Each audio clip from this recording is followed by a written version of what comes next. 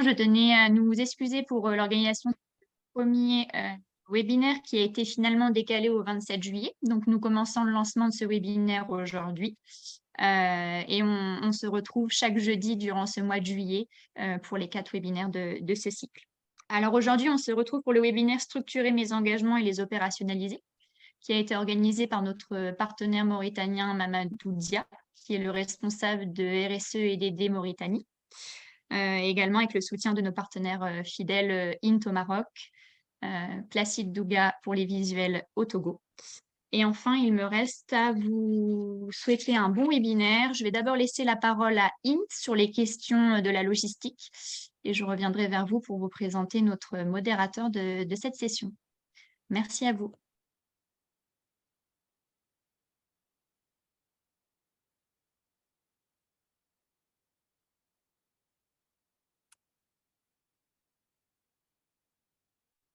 Int, je te laisse la parole et je crois que tu es en mute pour l'instant.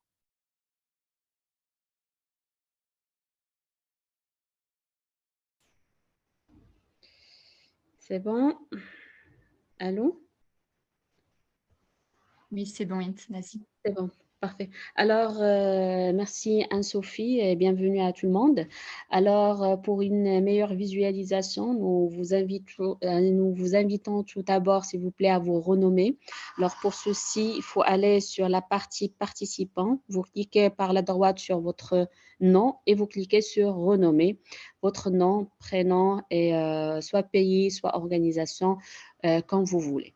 Alors, pour des raisons purement techniques et pour une qualité meilleure de la connexion, nous vous invitons donc, vos micros et caméras seront désactivés tout au long des présentations.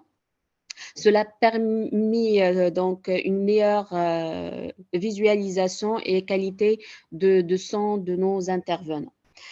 Pour vos commentaires, vos questions, donc je vous invite à les poser d'avant lors des présentations dans la partie discussion.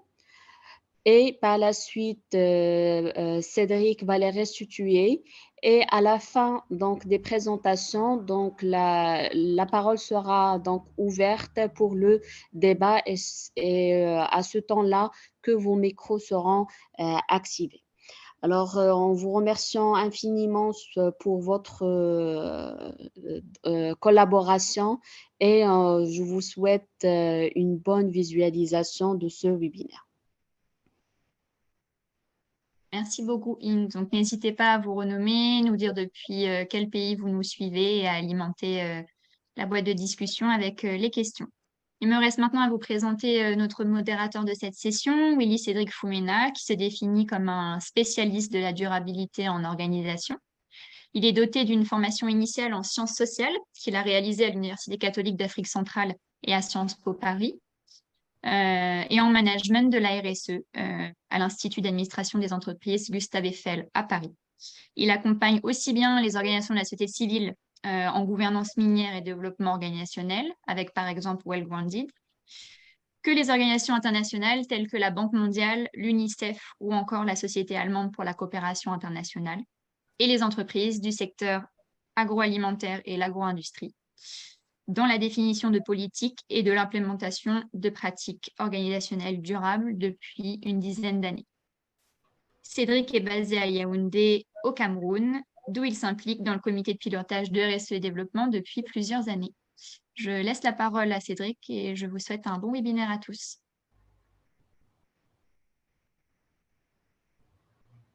Bonjour à toutes, bonjour à tous.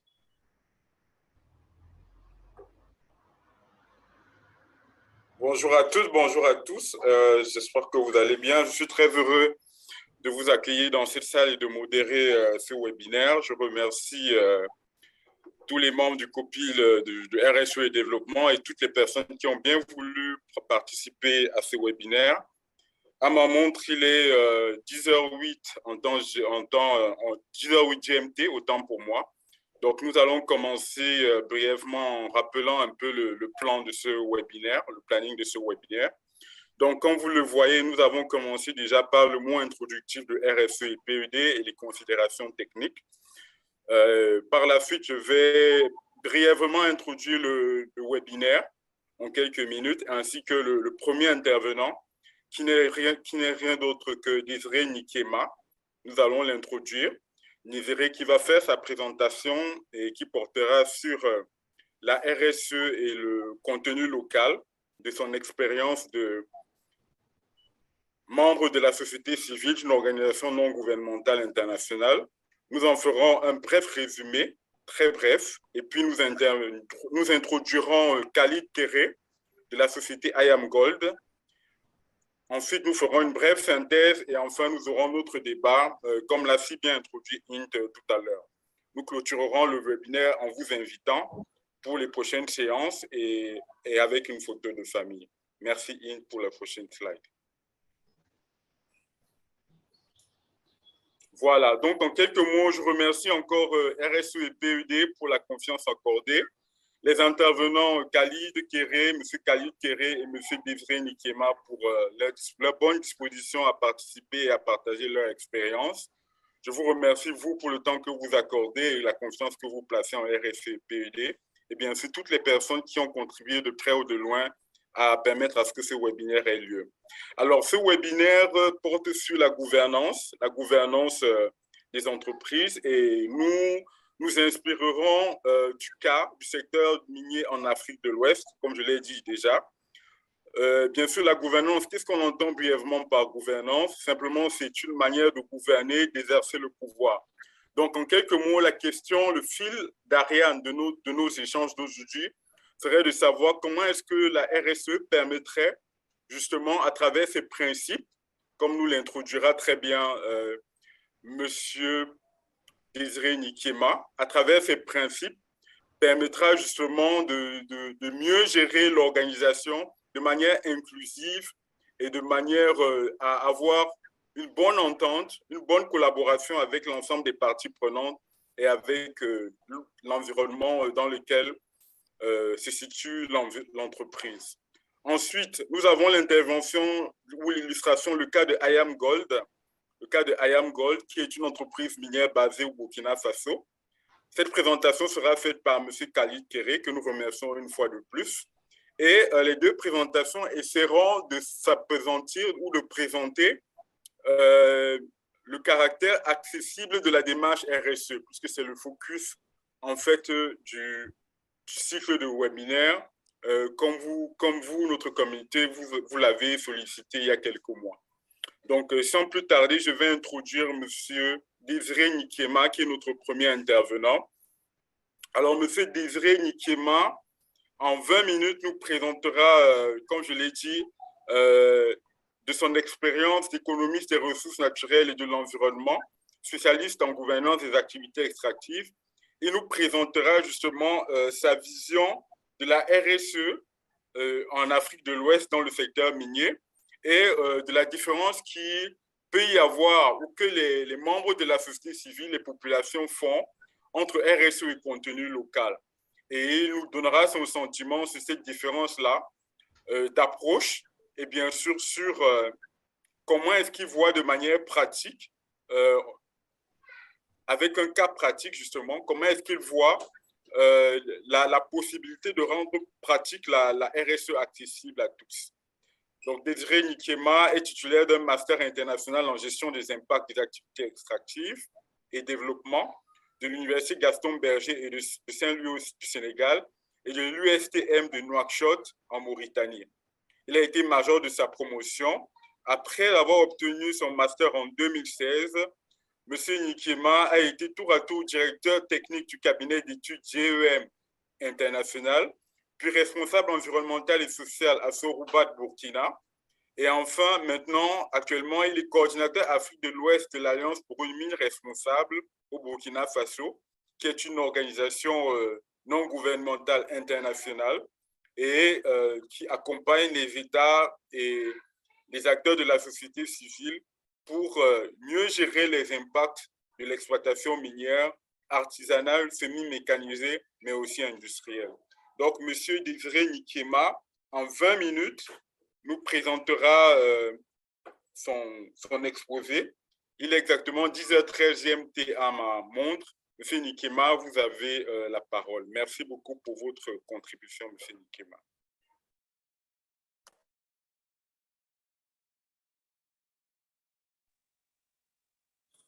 Merci beaucoup. Merci à toutes et à tous. Euh, je suis très content d'être avec vous ce matin. Donc, je vais essayer de partager avec vous un peu la vision qu'on a du côté de la société civile, surtout de la RSE, de son implémentation et du contenu local. Et à la fin, on essaierait de voir est-ce que par la mise en œuvre de la RSE, on a abouti à une politique de contenu local par rapport aux différentes institutions qui sont mises en place. Alors, il faut dire que la RSE, c'est un concept dynamique parce qu'on se rend compte que depuis 1953, le concept a évolué. Voilà. Le concept a évolué avec les différents éléments majeurs qui marquent le monde. Donc, on a déjà 1916 avec les principes de l'OCDE, on a 1987 avec le rapport de Brundtland, par exemple.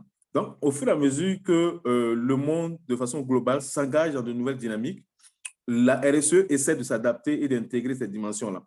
Et donc, on a marqué un pas majeur en 2010 avec la norme ISO 26000. Et à partir de là, je pense qu'aujourd'hui, on rentre dans le cadre de la thématique. Aujourd'hui, c'est l'organisation, la structuration, la mobilisation des parties prenantes et des ressources, de sorte à mettre en place une RSE qui répond aux besoins des différentes parties prenantes. Mais je pense que dans la suite de la présentation, je reviendrai sur ces aspects-là. On peut passer à la... Voilà.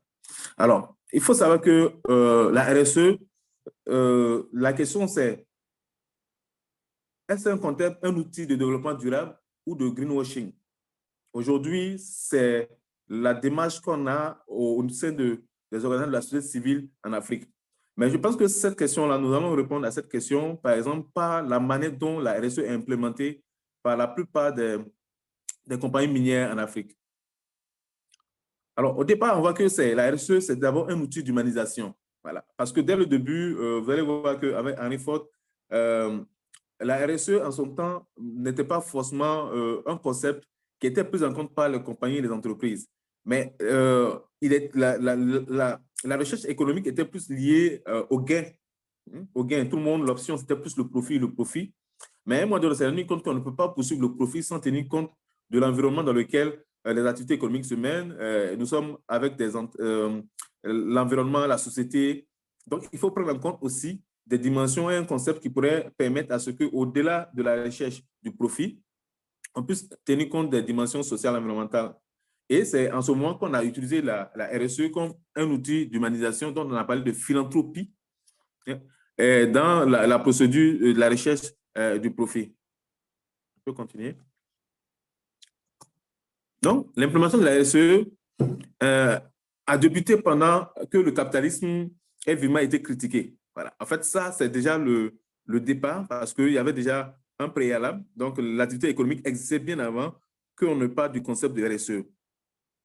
Alors, donc, cela a créé du scepticisme pour la plupart des acteurs qui se disaient non, en fait, ce concept-là a été mis en place pour essayer de pouvoir amener les travailleurs et la société à changer d'avis et de point de vue sur les activités économiques. Donc, en un mot, la RSE, dès le départ, il y a déjà une partie de la classe de la société qui a considéré la RSE comme un concept qui sert à blanchir les entreprises dont la réputation avait été écorchée par la recherche uniquement de profit. Donc, c'est là que naît déjà la perception du greenwashing. Je peux continuer.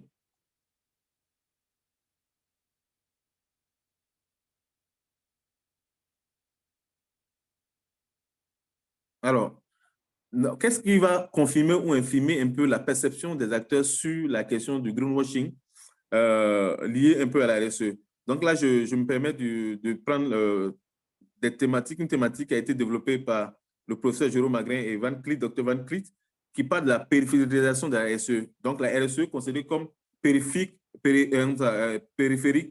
aux dispositions et aux installations des différentes compagnies minières. On peut continuer.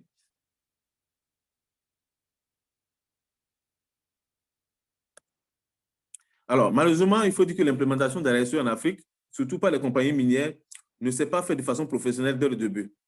Voilà, il y a eu un faux départ parce que pour la plupart des acteurs, il fallait juste prendre les membres les plus influents de la communauté, alors que la RSE est une affaire de professionnels. Voilà. Il faut accepter que les responsables des départements et les membres des départements doivent être des personnes responsables, comme toute autre profession, rôle utilisé dans les compagnies minières. Et cela n'a pas été le cas dès le début. Alors, et malheureusement, je ne sais pas s'il y a des acteurs, des participants qui sont membres des départements. Ils vont se rendre compte que on utilise la RSE ou la RSE, le département RSE ou développement durable ou développement communautaire n'est utile que lorsqu'il y a des conflits. Voilà. Vous voyez qu'on met en selle les responsables des départements RSE. Ils sont importants et ils ont une communication directe avec le board des compagnies lorsque ça ne va pas, lorsqu'il y a des conflits avec la communauté minière ou lorsqu'il y a des difficultés avec les services techniques de concentré. Alors qu'une bonne implémentation de la RSE permet d'éviter les conflits et non de les gérer. Ça, c'est un élément à prendre en compte. Ce n'est pas un élément qui permet n'est pas fait. La RSE n'est pas faite pour gérer les conflits. La RSE doit être un soupape qui permet d'éviter les conflits. Voilà. Donc, son implémentation permet d'éviter les conflits et non de les gérer. On peut continuer. Et il y a aussi un effet qui est souvent lié au fait au niveau de la mise en œuvre des activités, parce que les budgets souvent qui sont alloués au département, on en revient parce que c'est vrai que la logique aujourd'hui, c'est de travailler à mettre en place la RSE, implémenter la RSE à moindre coût, mais il y a des coûts raisonnables. On n'a pas des coûts exorbitants, mais il faut un coût raisonnable. Et ce coût raisonnable permet à la RSE de pouvoir adopter une bonne démarche et de mettre en place des projets et des activités qui répondent aux besoins des communautés et aussi qui ont de l'impact. Et malheureusement, ces budgets-là sont des budgets de mise en œuvre dérisoires qui sont affectés à ce département-là. Il faut en sorte que les activités sont mises en œuvre de façon c'est du saupoudrage, en fait, sans articulation, comme le souhaite un peu une bonne mise en œuvre de la RSE. Je peux continuer. Voilà. Et donc, aussi, non, il arrive que, comme je l'ai dit, je l'ai souligné plus haut, il arrive que les acteurs qui sont pris en compte au niveau des départements, surtout au début, ne soient pas forcément des professionnels du secteur, du domaine de la RSE. Donc, ils élaborent par manque de professionnels ou par manque de budget, des programmes d'activité proposés qui ne sont pas socialement acceptés. Voilà. Donc, qu'est-ce que faut avoir de bonne volonté, quel soit le budget que vous mettez dans les activités? Si ces activités ne sont pas socialement acceptées, vous allez vous rendre compte que, en fait, en termes d'impact, vous n'aurez pas d'impact parce que vous n'aurez pas l'adhésion des différentes communautés et des différentes parties prenantes. Alors, donc, pour pouvoir faire en sorte que cela soit vraiment intéressant, il faut alors faire en sorte que les activités soient intégrées, voilà, et par phase. Et souvent, on a des activités juste annuelles. On fait un programme d'activité juste annuel et chaque année, on refait un programme d'activité sans que les activités entre elles soient intégrées, de sorte à ce qu'on puisse avoir de meilleurs résultats et un ancrage social plus important. Je vais continuer. Alors, quelles sont les conséquences de la périphérisation de la RSE? Alors, il faut dire que la périphérisation de la RSE fait en sorte qu'il y ait un faible impact des politiques RSE dans les différents pays. Et vous allez voir que cela a créé, je dirais, de la réticence auprès des organisations de la société civile en Afrique de l'Ouest quant à l'importance de la RSE et à son implémentation pour avoir un impact. Et malheureusement, il y a certains acteurs de l'administration publique qui partagent aussi cet avis-là. On peut aller. Donc, aujourd'hui, la tendance dans les différents pays de l'Afrique de l'Ouest est d'aller vers le contenu local. Je sais que dans tous les pays, je pense que la dynamique en Afrique de l'Ouest a été lancée surtout par le Sénégal. C'est vrai que le Ghana a eu déjà une politique de contenu local bien avant, mais la communication et le fait de confronter le contenu local à la RSE est plus venu du côté du Sénégal. Donc, il faut dire qu'en termes d'organisation de la société civile, les acteurs du Sénégal ont vraiment une incidence, un poids sur la dynamique sous-régionale qui, de fait que les gens ne sont pas satisfaits de la mise en œuvre de la RSE, ont plus tendance à dire on va vers le contenu local. Mais il y a une chose qu'il faut prendre en compte, c'est le fait que la RSE fait partie de ce qu'on appelle les soft laws, par exemple, du fait qu'elle n'est pas contraignante et elle n'a pas une obligation juridique ferme par rapport aux compagnies dans leur mise en œuvre, comparativement au contenu local qui fait l'objet de lois. Donc, la plupart des pays ont voté des lois de contenu local et des décrets d'application. Alors, donc, voilà, on peut aller à comparaison. Donc, je prends ici un élément qui a été mis en place, cité dans le guide, hein, le guide pratique pour accroître l'approvisionnement local dans le secteur minier en Afrique de l'Ouest, proposé par la Banque mondiale en 2015. Le canal local s'est imposé comme l'un des principaux moyens d'éviter la construction d'enclaves, de créer des compétences et de pouvoir promouvoir l'industrie locale et la diversification économique. Ainsi, le contenu local inclut aussi bien les compétences et le recrutement de la main-d'œuvre locale que l'achat de biens et services produits localement. Donc, je voulais qu'on fasse une attention sur le contenu par rapport à l'objectif du contenu local et nous allons revenir sur la norme ISO 26000 pour voir qu'en réalité, l'objectif visé dans le contenu local se trouve normalement dans une bonne mise en œuvre, une bonne implémentation de la RSE. On peut aller, s'il vous plaît, au slide suivant. Voilà. Donc, on va juste voir un peu la norme ISO 26000. Alors, quand on regarde la norme ISO 26000, regarde seulement la définition, c'est que la responsabilité de la RSE, selon la norme ISO 26000, la RSE est une responsabilité d'une organisation vis-à-vis de l'impact de cette décision, ses activités sur la société et sur l'environnement, se traduisant par un comportement éthique et transparent qui contribue au développement durable. Donc, vous voyez, quand on dit développement durable, c'est très vaste et ça prend en compte déjà les éléments qui sont cités dans le cadre de l'objectif du contenu local, y compris à la santé et au bien-être de la société, y compris à la santé ou au bien-être de la société. Donc, c'est-à-dire, on va au-delà du fait qu'on veut optimiser les revenus générés par le secteur en faisant en sorte que l'approvisionnement local puisse vraiment être intégré au secteur. En plus, on prend en compte les attentes des parties prenantes. Ça, c'est un élément très important. Et le respect respecte les lois en vigueur, tout en étant en cohérence avec les normes internationales de comportement et intégré dans l'ensemble de l'organisation et mise en œuvre dans ses relations. Alors, au-delà du fait que, comme je le disais, ici, la norme ISO 26000 incite à ce que la RSE ne soit plus, je dirais, en périphérie du système de gouvernance de compagnie, mais que ce soit intégré à l'ensemble. Donc, tout acteur, quel que soit le poste qu'il occupe, doit se mettre en compte que toutes ces actions qu'il pose doivent contribuer à la mise en œuvre de la RSE. On peut continuer. Alors, et la RSE, notamment selon la norme ISO 26000, s'adosse sur des principes. Donc, le premier principe, c'est le principe de la redevabilité. Le deuxième, la transparence. Le comportement éthique, la reconnaissance des intérêts des parties prenantes, le respect du principe de l'égalité, la prise en compte des normes internationales de comportement et le respect des droits de l'homme.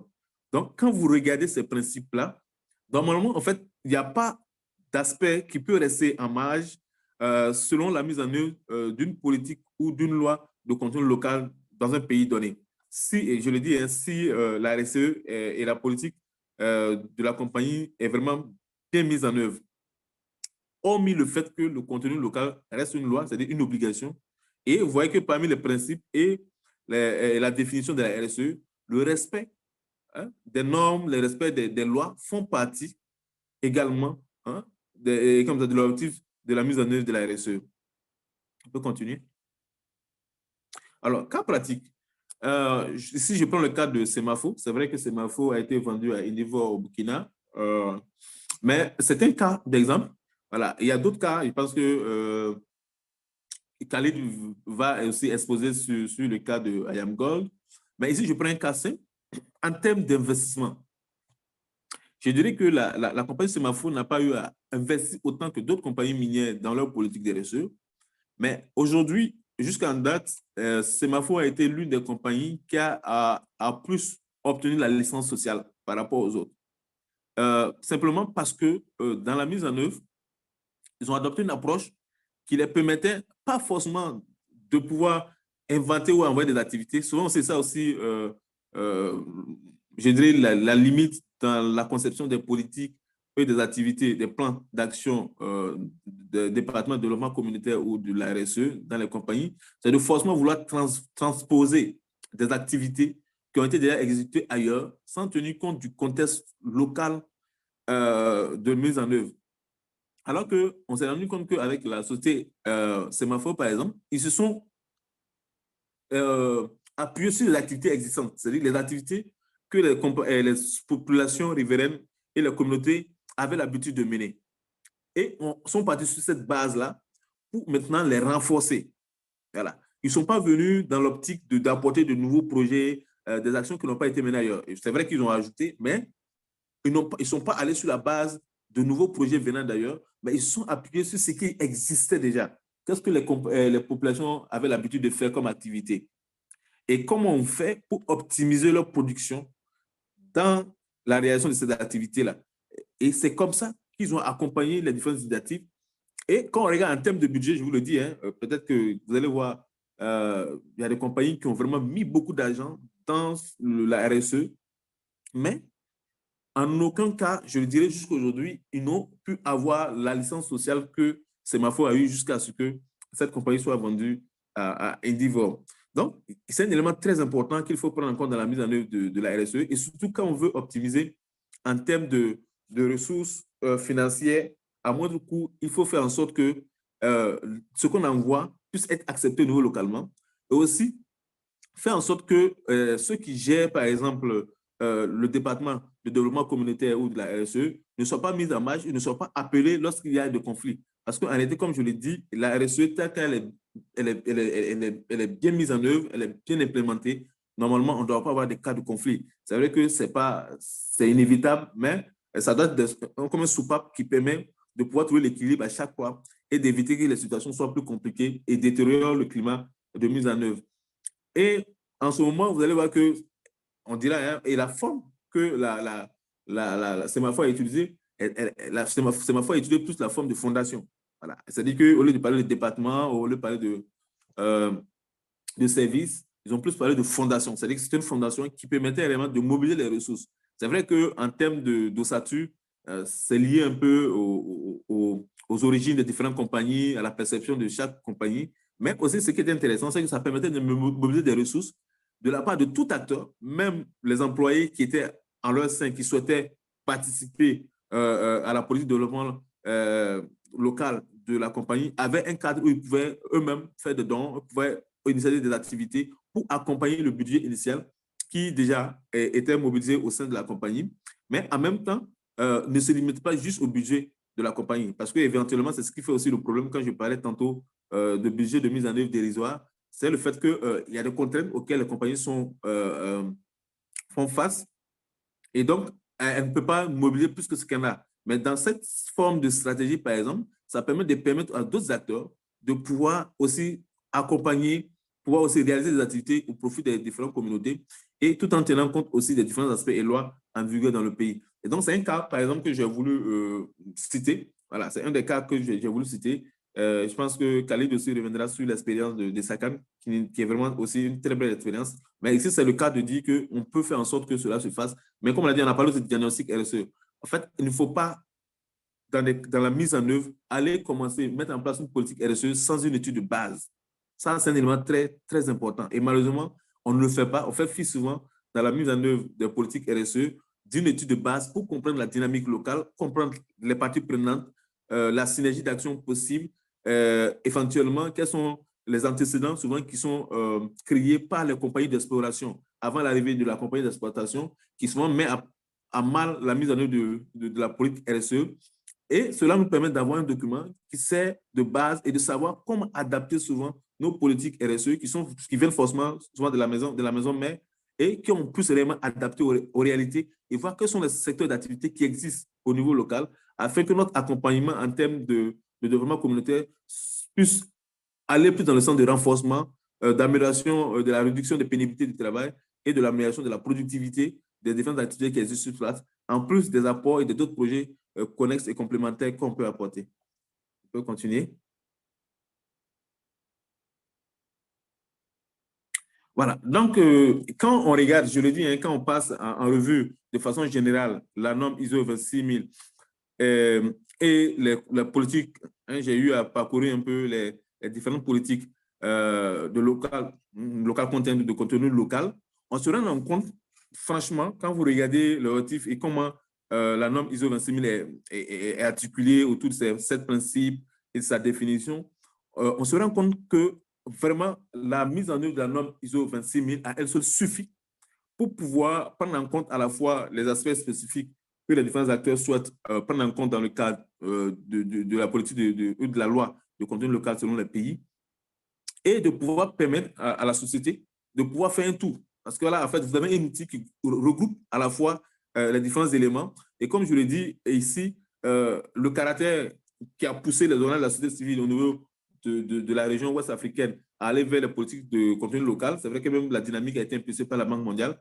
mais c'est parce qu'ils se disent la RSE, il y a eu des compagnies qui ont fait une mauvaise implémentation de la RSE, donc qui ont laissé une mauvaise image de l'implémentation de la RSE. Donc, pour ces ONG, il faut aller vers la loi qui est plus contraignante pour pousser les acteurs à aller vers une meilleure implémentation et de sorte à ce que le secteur puisse profiter aux différents acteurs. On peut, voilà. Donc, je vous remercie, monsieur le modérateur, je vous remets la parole et merci à tous pour l'attention.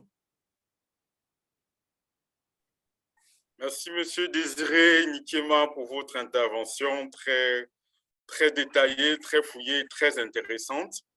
Vous nous avez brièvement présenté le concept de RSE en insistant sur le différentiel ou la différence entre développement durable et outils de greenwashing. Ensuite, vous avez parlé un peu de la périphérisation de la RSE, autant pour moi.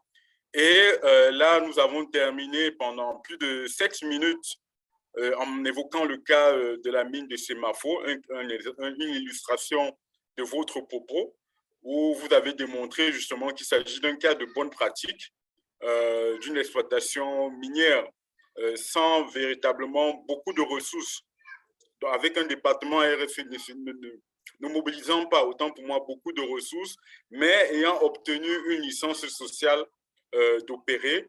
Nous vous remercions particulièrement pour cela et pour votre conclusion où vous nous dites justement que c'est parfois, si j'ai bien compris, un problème d'application justement de la RSE qui pose justement des problèmes d'interprétation et de perception auprès de la population et des membres de la société civile. Donc la RSE seule suffit, mais compte tenu de l'application, on est passé au contenu local. Et maintenant, nous allons voir le cas de la mine Ayam, de l'exploitation Essakane de Ayam Gold.